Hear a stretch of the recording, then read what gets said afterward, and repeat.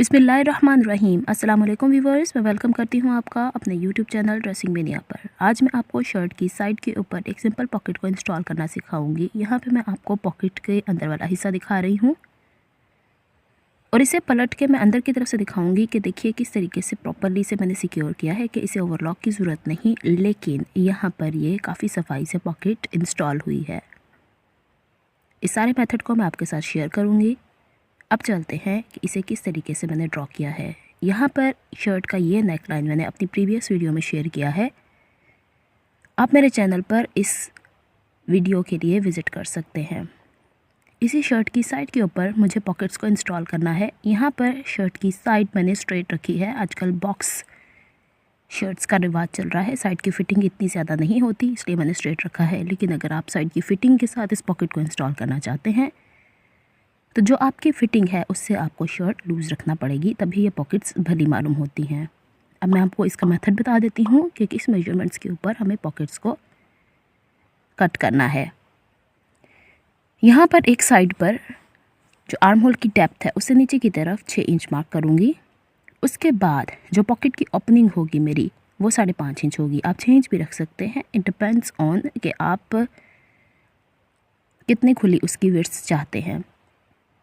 अब 5.5 इंच के बाद जो नीचे बचेगा वो हमारी चौक तक की फ़िटिंग होगी। अब मैं आपको पॉकेट की कटिंग बता देती हूँ कि किस तरीके से इसके अंदर का फैब्रिक हम कट करेंगे।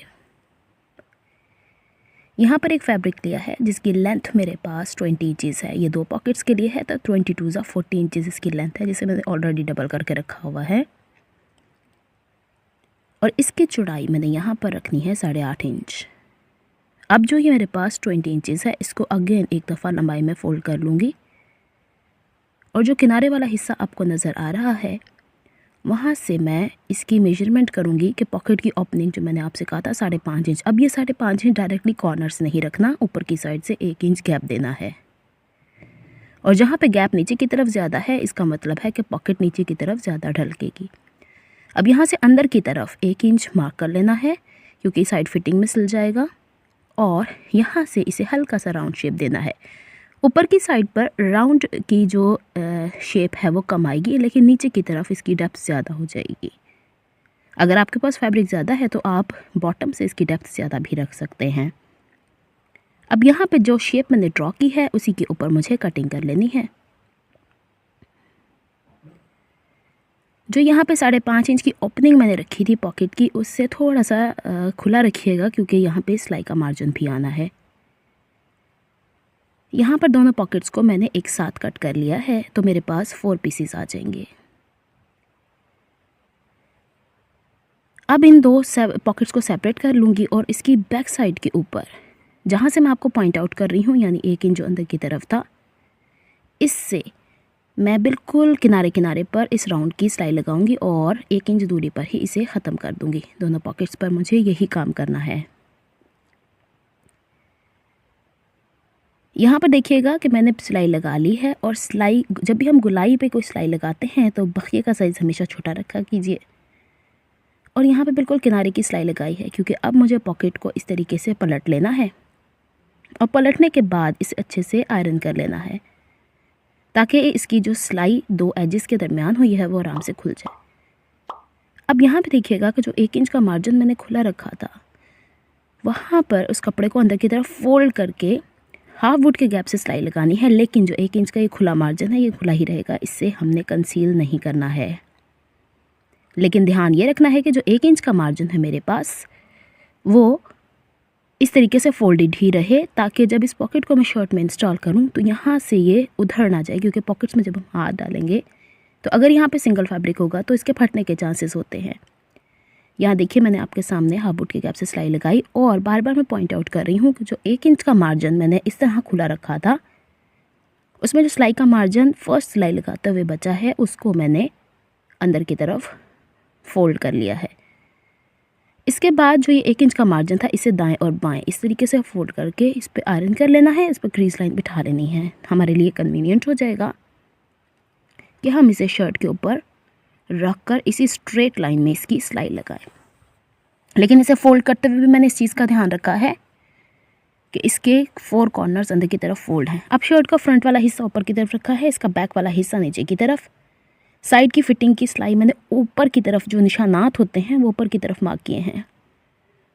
अब मार्किंग अगेन देख लीजिए, 6 इंच ऊपर से नीचे की तरफ, और फिर इसके बाद 5.5 इंच, और 5.5 इंच के बाद जितना गैप चौक तक का बचता है वो मैंने ऐसे ही मार्क कर लिया है। ये शर्ट की फेयर साइड के ऊपर काम हो रहा है। सेम यही निशानात मैंने शर्ट की बैक के ऊपर भी मार्क कर लिए हैं। इसके बाद मैंने जो पॉकेट स्टिच की थी, इसे इस तरीके से प्लेस करना है कि इसका नीचे वाला हिस्सा इस तरीके से, जो इसके 1-1 इंच का फोल्ड था वो अंदर की तरफ फोल्ड कर लेना है। शर्ट अपोजिट साइड पे है, पॉकेट अपोजिट साइड पे है, और यहाँ पे प्लेस करते हुए एक चीज़ का ध्यान रखना है कि जो साइड की यहाँ पे फिटिंग का मार्क है उससे पॉकेट थोड़ी सी 0.2 इंचेस अंदर की तरफ रहे, जैसे कि यूँ। अब इसकी सिलाई कैसे लगाएंगे? पॉकेट को आराम से उठा के इस तरफ ले जाना है, और ये वाला एज जो कि फ्रंट वाले एज से मिल रहा है साइड की फिटिंग से, इसके ऊपर मुझे सिलाई लगा देनी है। अब यहाँ से फ्रंट वाला हिस्सा मैंने सेपरेट कर लिया, बैक वाला नीचे पड़ा हुआ है। सिलाई लगाते हुए ध्यान रखना है कि कॉर्नर पक्के करने हैं। अब आपके सामने ये मैंने सिलाई लगा दी, और यहाँ पे देखिएगा कि ये जो साइड की फिटिंग वाली लाइन है उससे पॉकेट अंदर की तरफ है, और यहाँ से अब देखिएगा पॉकेट का ये हिस्सा आज़ाद है।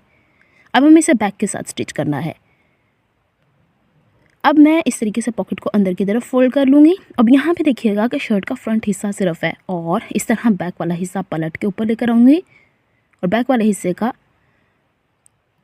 पिछला हिस्सा ऊपर की तरफ आया है, यानी रॉ एज, और ये वाला हिस्सा पॉकेट का उठाकर उसी निशान के ऊपर, उसी गैप के साथ, जिस गैप के साथ मैंने फ्रंट के साथ इसे स्टिच किया है, मैंने यहाँ पर स्टिचिंग कर लेनी है। उम्मीद है कि मैं आपको प्रॉपर्ली एक्सप्लेन कर रही हूँ, अदरवाइज़ हर चीज़ वीडियो में क्लियर है। यहाँ पे ये पॉकेट फ्रंट और बैक के साथ स्टिच हो गई। अब यहाँ से फिटिंग की सिलाई बाकी है। अब फिटिंग की सिलाई करते हुए आपको किस चीज़ का ध्यान रखना है वो देखिए।